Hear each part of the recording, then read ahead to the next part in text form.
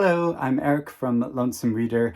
I have been missing going to bookshops and libraries lately, any space that has a big shelf of books that I can just browse through. It's such a pleasure doing that and coming across books that I wouldn't have encountered otherwise. And obviously, I haven't been able to do this recently because of lockdown and everything is shut. But the other day, I saw a great thing on Instagram where my friend Sheena posted a picture of an open air book exchange library that she went to that's actually housed in an old London phone booth, and a number of these have sprouted up across the city. And so I thought it'd be really fun to go on an excursion and to visit this and exchange a few books. So I have a few books that I don't want anymore or that I have multiple copies of.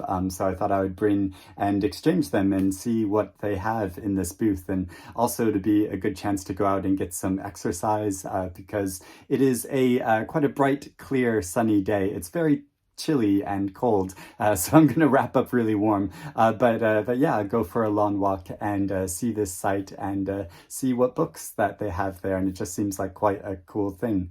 So I thought I would make it into a vlog and go along and take you along with me and show you some London sites and hopefully visit this very special bookish phone booth.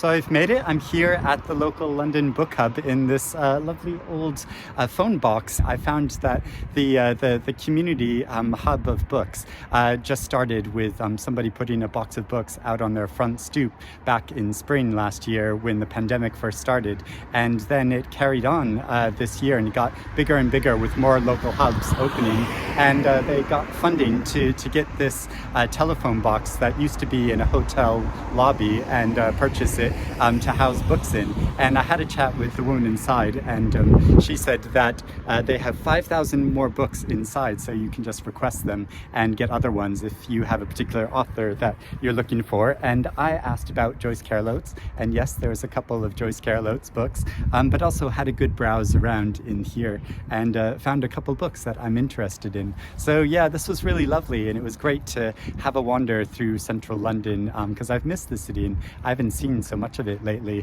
but obviously it was a bit sad to see it all empty, but really great to see some of the sights again. And so yeah, it's been a lovely journey.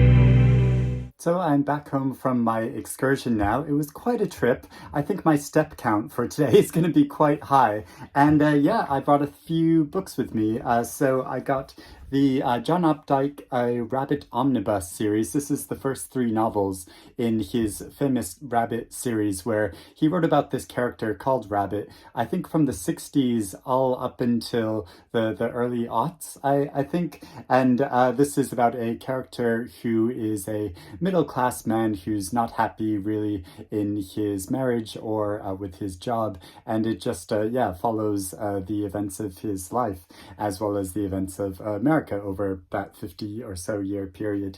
And I also picked up a copy of Jane Gardam's novel Last Friends. This is also one book in a trilogy. I think it's the third book in the trilogy that she wrote about a aging lawyer and his wife and his professional rival over the years, and it's meant to be quite a comic look at the aging process. I did read the one novel called Old Filth, and I think this follows the story from the perspective of another character. And I also picked up a copy of Joyce Carol Oates' The Gravedigger's Daughter, because I don't think I actually have a copy of this novel right now. I keep giving them away to people to read, because whenever people want to read Joyce Carol Oates for the first time, this is the novel that I suggest that they read. So I think that's a pretty good haul that I got of these three books, and yeah, it was really enjoyable to do that. So I'll put a link below to the book hub, because there's a number of them around London, and it shows a map where you can find different book hubs, just local book hubs in different parts of the city. But I'd be really curious to know if a similar thing has sprung up in your local area during lockdown time of a book sharing thing, because yeah, obviously with libraries and bookshops closed in a lot of places, it's quite difficult for us to get books except for ordering them through the post, which of course is fine, but yeah, it's nice to have this sort of community sharing thing. So thank you for following me on my journey, and I will speak to you again soon. Bye-bye.